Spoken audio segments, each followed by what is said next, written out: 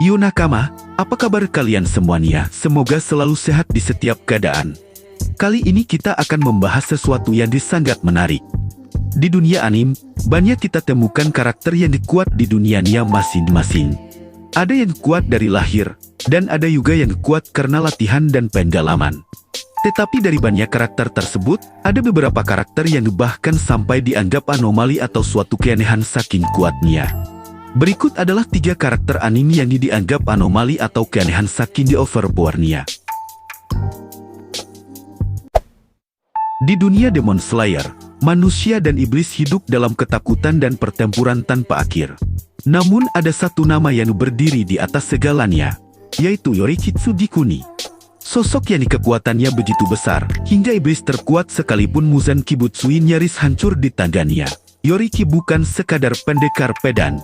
Ia adalah legenda hidup, manusia yang lahir dengan tanda matahari di tubuhnya, tanda bahwa ia berbeda dari yang lain. Dalam usia muda saya, ia mampu menguasai teknik pernapasan napas matahari, sumber dari semua gaya pernapasan pedang yang ada di dunia. Ketika Yorichi melawan Muzan, tidak ada satupun Hashira di masa depan yang mampu menandingi apa yang dia lakukan sendirian. Dengan gerakan yang nyaris tidak bisa dilihat, ia memotong tubuh Muzan menjadi berkeping-keping. Namun sayang, Muzan berhasil lolos hanya karena takdir tidak berpihak. Para pemburu iblis setelahnya beriwan keras selama ratusan tahun untuk menyamai kekuatan Yorichi. Tapi tak satu pun berhasil. Bahkan Tanjiro Kamado hanya bisa mewarisi sebagian kecil dari kemampuannya.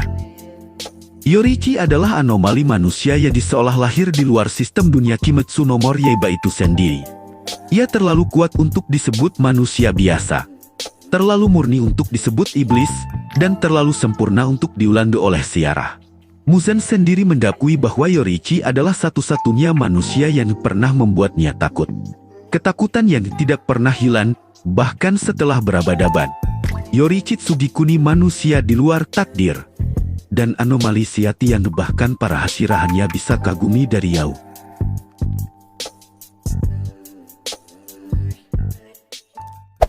Di dunia yang dipenuhi para pembunuh dan asasin paling berbahaya, ada satu sosok yang bahkan mereka sendiri enggan hadapi. Namanya Takamura, seorang manusia yang kekuatannya sudah di luar logika dunia itu sendiri.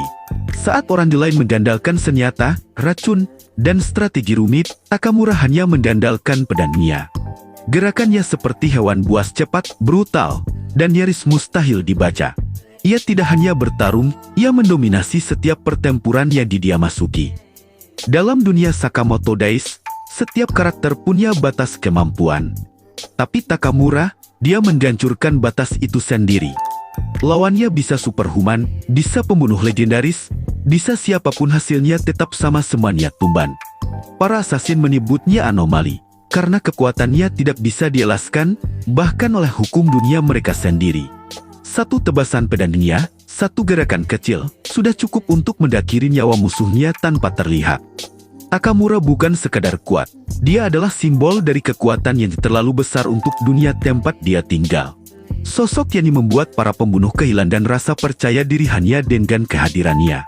Inilah Takamura, sang anomali sejati dunia Sakamoto Days. Masuk pada anomali terakhir, yang sudah di atas level kekuatannya, yaitu Saitama. Di dunia yang dipenuhi monster raksasa, alien super, dan pahlawan dengan kekuatan luar biasa, ada satu orang yang berdiri di luar semua logika. Dia tidak memiliki masa lalu tragis, tidak punya takdir besar, dan tidak dikaruniai kekuatan mistis. Saitama hanya pria biasa yang terlalu serius berlatih.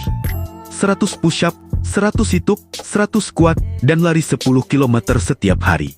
Tanpa istirahat, tanpa alasan. Tapi hasilnya, ia menjadi makhluk paling kuat di alam semesta. Musuh apapun dari monster, alien, bahkan dewa semuanya tumbang hanya dengan satu pukulan.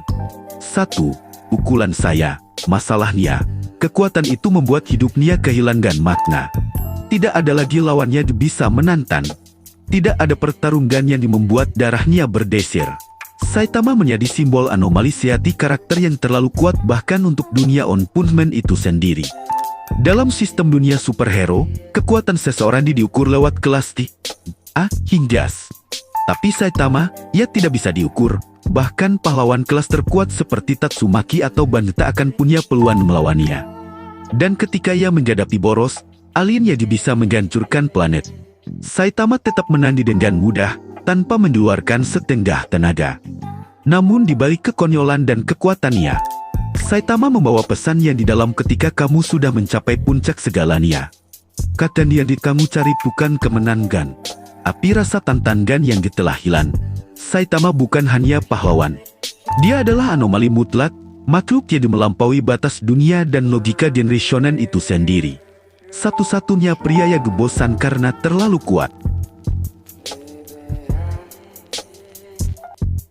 Oke nakama, itulah 3 karakter yang disangat kuat dan bahkan dianggap anomali di dunianya.